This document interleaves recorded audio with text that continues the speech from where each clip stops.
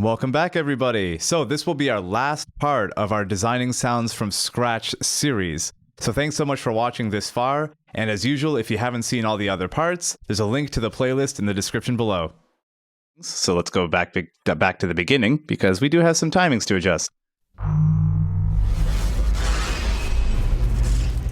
So that big final electric sound comes in a little too late. So I think that actually might be this. This guy, and let's see if this one. Let's move this over to the left as well. And I think we have this one might also be off in terms of its timing. Yep, this one's the main perpetrator, so let's move this over to the left. Get it synced just right. A little bit more.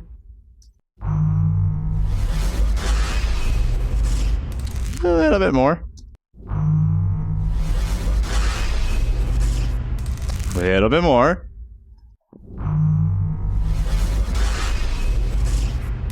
Much better. Let's shrink it just a hair. Nice. Okay, there we go. Cool.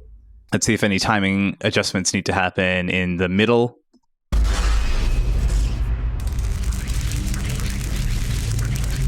Yep, definitely. So these brackles should end a wee bit earlier. Make that hum a little longer maybe, and we'll add more transitionary material later. But for now, we'll work on just these timings. I'm going to move my marker over here, just a nice little starting point. Cool. Nice. All right, so we have a ghostly element, which I believe is this one. Nope, that's not it.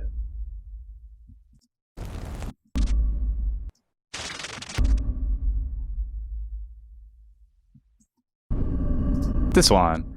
So I want this to start later, for sure. It comes in a little too early. And I think it's too loud overall. So what I'm going to do is zoom in on this one. And what I'll do is put that item-based volume curve on there. Just like that. Maybe something like that. We'll see how that goes. Yeah.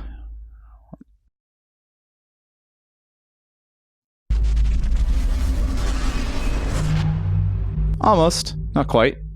Maybe something like that. Cool. All right. Let's take another listen to various elements. Great. Nice. Awesome. I think I can shorten that substantially, because in the game we don't want things tailing off for way too long, because that can disturb a lot of other elements that may be happening at the same time. And now let's see how that sounds.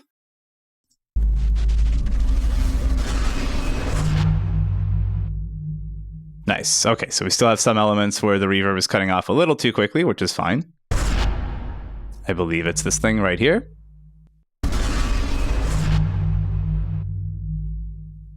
No worries, though. We're going to tweak that. All right, so before we go ahead and adjust all those reverbs and all that sort of good stuff, let's add a little more transitionary material, especially from the beginning to the middle.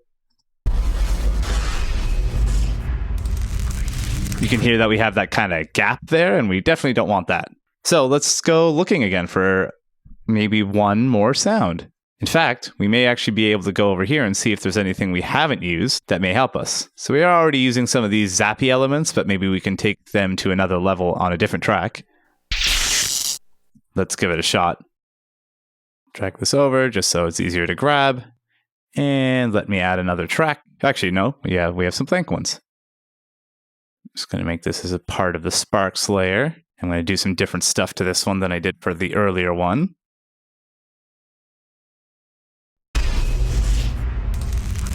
Cool. Let's move this over, solo it. Cool. All right, let's tweak the hell out of that. So we have sparks layer 8 here. I'm going to pitch it down, as I do many things.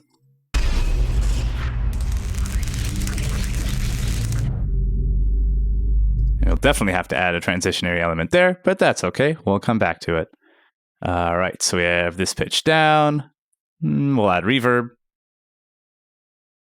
There are plenty of other reverb plugins in general, but I just really like this one and I know what it sounds like. So it makes our workflow a little bit faster while I'm sound designing in front of you. Great. And now what I'm going to do, after I pitch it down just a little more, is actually add what's known as our bass plugin. So this plugin accentuates the bass harmonics. It's different from an EQ of just boosting the low frequencies. This actually boosts all the harmonics of whatever frequency I choose as well. So if I choose 60, it'll boost 60 and every relevant harmonic up from that. So it gives it more of a bassy sound. So just to give you an idea of what that'll sound like, let's actually increase the intensity. Let's change the frequency because this isn't a very low frequency sound. Kind of outside the bass zone, but that's okay. So you can hear that adds a little bit of extra oomph to it. This is without. And now with. Just a little bit extra, but let's see lower frequencies, how that'll sound. Let's make it 75-ish. And that'll make it a little more boomy. Speaking of which, let's add a boom. Let's see what happens if I type in boom. Yeah, plenty of stuff. Ooh, earthquakes. Maybe I'll use one of those.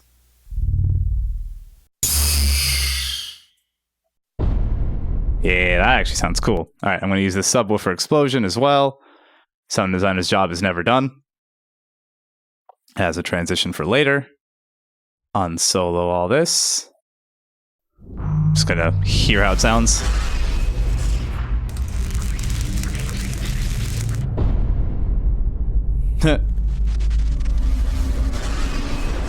All right, so what I'm going to do is reverse this because reverse whooshes rule. Have this as a transitionary element. Let's see, it might not work.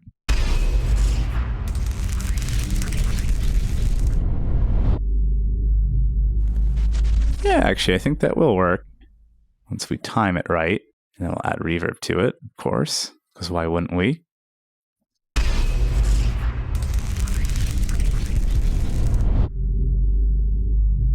Yeah. I like that. I like that kind of sound it adds. Kind of sounds like something ripping. And add a reverb to it. Note how I'm already using 23% of my CPU just because of all the plugins I'm using. Not even using any synths or anything. This is purely library sounds. Let's just solo this earthquake. Nice. Make it longer. Woo. All right, let's hear that in context. Yeah, that sounds pretty cool. Let's turn it down and lower that just a little bit because we don't want to go too crazy on it. Make it dark. Make it kind of chorusy. Distance will be pretty far. Nice. All right, let's listen from the very beginning.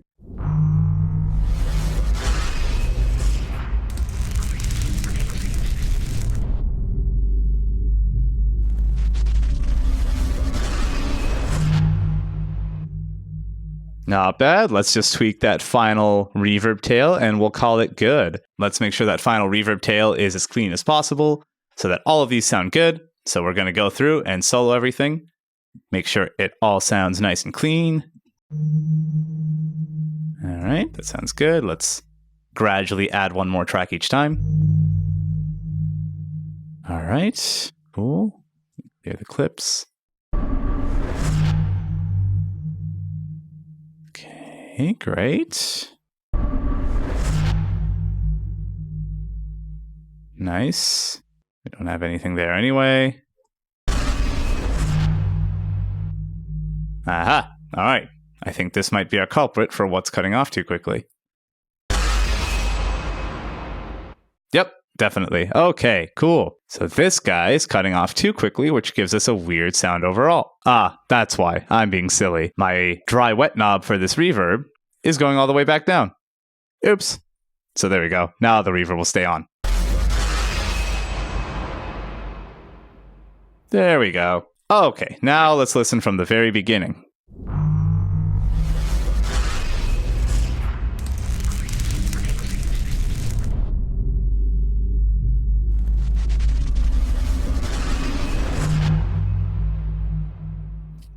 Nice. All right, let's do some small volume tweaks. None of these individual tracks seem to be clipping, but let's double check.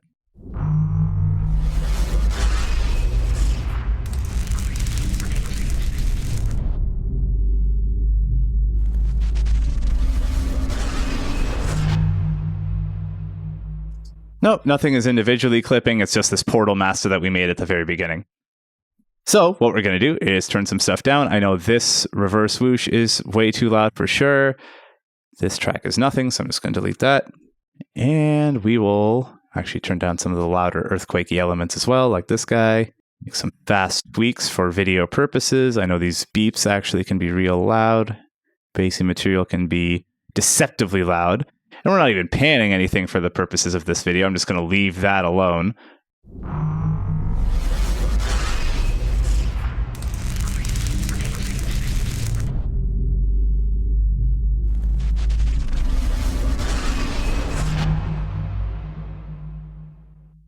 All right, it's still clipping, but with some volume balancing, some tweaks, all that sort of good stuff, this will be a finished sound. And then we can export it and have it go to a video or an animation in game. So let's watch it from the very beginning one last time while the video is bigger.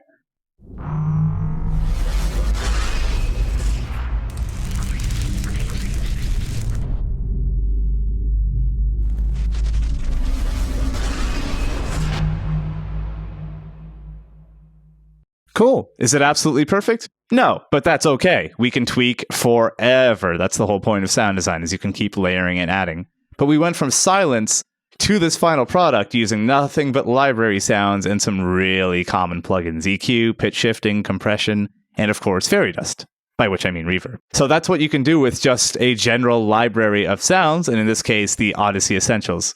So huge thank you to Pro Sound Effects for sending this over. I really, really appreciate it. I hope this was educational to you as well, from seeing a sound designer work from scratch with the restraint of not being able to use effects that they recorded or synthesizers or anything like that, just using an unfamiliar library to design for a video game sound, an animation in this case, from scratch. So thanks so much for watching. If you enjoyed this video, please sign up for my newsletter where I teach you how to work in the game industry professionally. And also, of course, like every YouTube person says, like the video, subscribe, and leave a comment below if you enjoyed this and would like to see stuff like this in the future. Thanks so much. I'll see you soon. All right, that does it for our entire series. Thank you so much for sticking with it this far, and I hope you learned a lot. As usual, subscribe to the channel, hit the thumbs up button, click the little bell, all the standard YouTube stuff. And if you liked this series, let me know in the comments below. Check out Pro Sound Effects in the description below as well. And if you want to work in the game industry and get paid to do it, be sure to sign up for my newsletter where I teach you how to actually get work, how to get paid, using 2 free courses that I give you access to immediately as soon as you sign up. Thanks so much, and I'll see you in the next one.